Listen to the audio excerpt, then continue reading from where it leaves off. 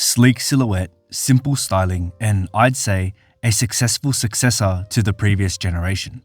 This is the Seiko SPB453, a watch built on the foundations of the 62 MAS and part of a family of watches which have quickly become the poster boys for the brand.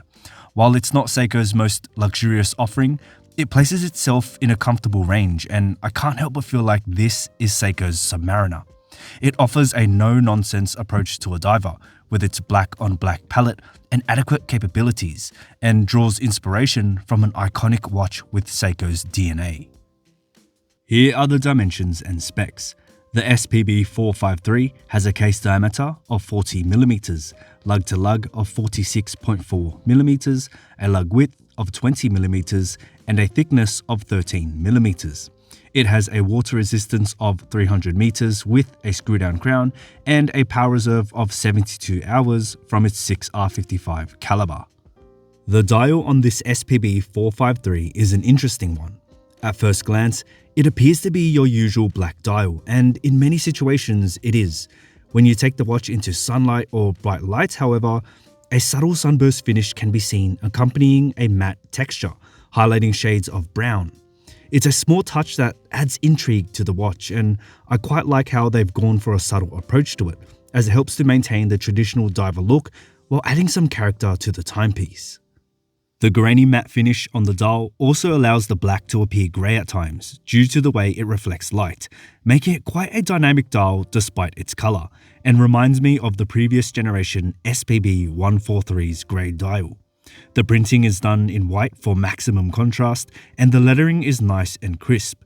You will find Seiko near the 12 o'clock and the Prospex logo near the 6, along with automatic 3 days and divers 300 meters.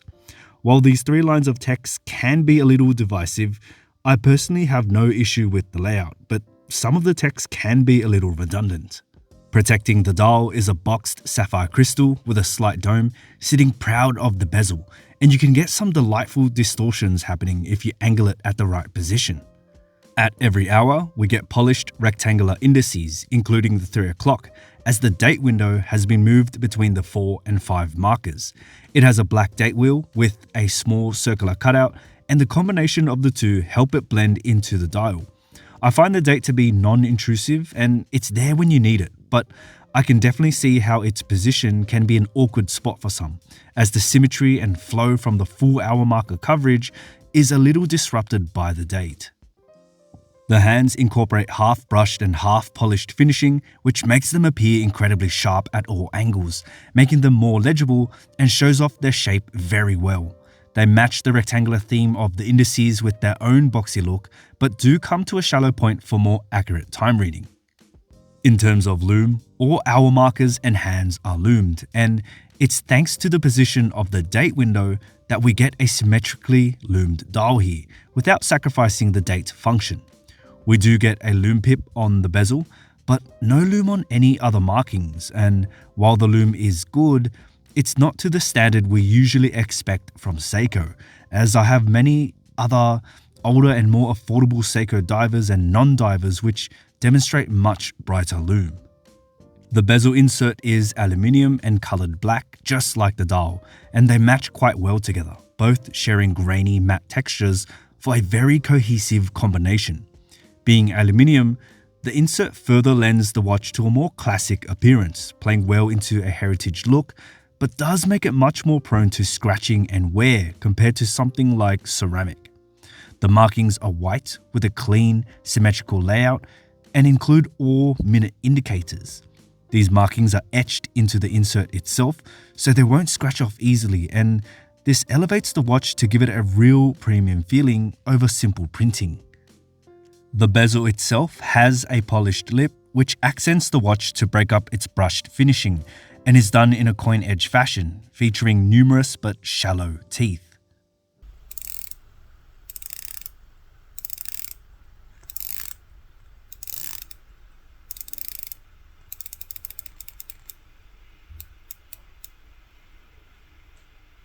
The action feels solid with great tactile feedback and satisfying sounds during use, and it has a 120-click unidirectional bezel, which is to be expected from a dive watch. The tolerances here are good, with minimal play between each notch, and everything lines up as it should. But it can be a tad slippery when trying to grip the bezel because of how shallow the teeth are. The case is the star of the show here and is the most iconic thing about the watch. It's based on the famous 62 MAS architecture, but incorporates modern touches and design to make it more suitable for daily wear. It has a predominantly brushed guardless case with slender, polished, beveled edges which flow well with the bezel, and both of these polished elements aid in making the SPB453 appear a lot slimmer. The mid-case is incredibly sleek and utilizes angled surfaces that eliminate any sharp and sudden edges, and while it isn't the most slimmest watch out there, it creates an illusion of a much thinner timepiece, especially on wrist.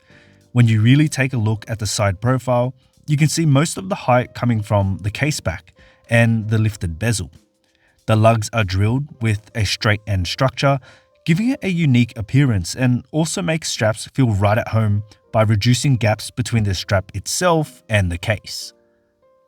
The case back has the Prospex wave, but it's noticeably less pronounced compared to other Prospex models.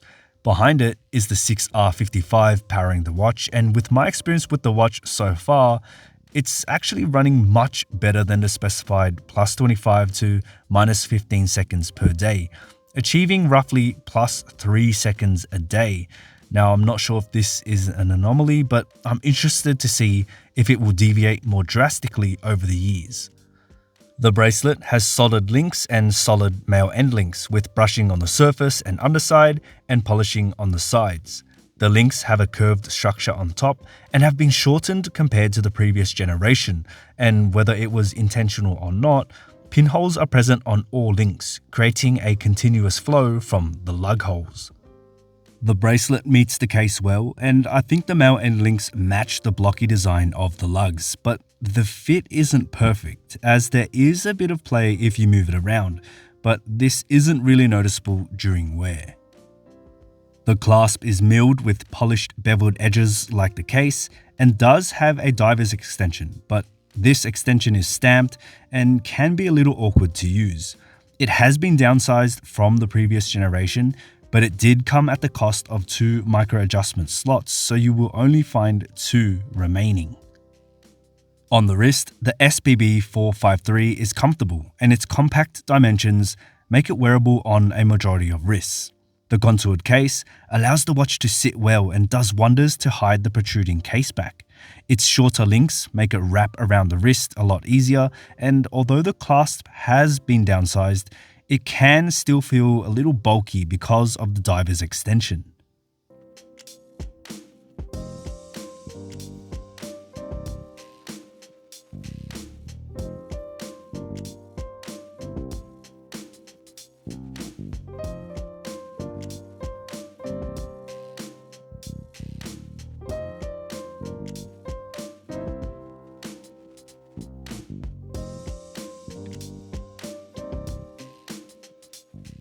Overall, the SPB453 presents itself as an excellent dive watch option.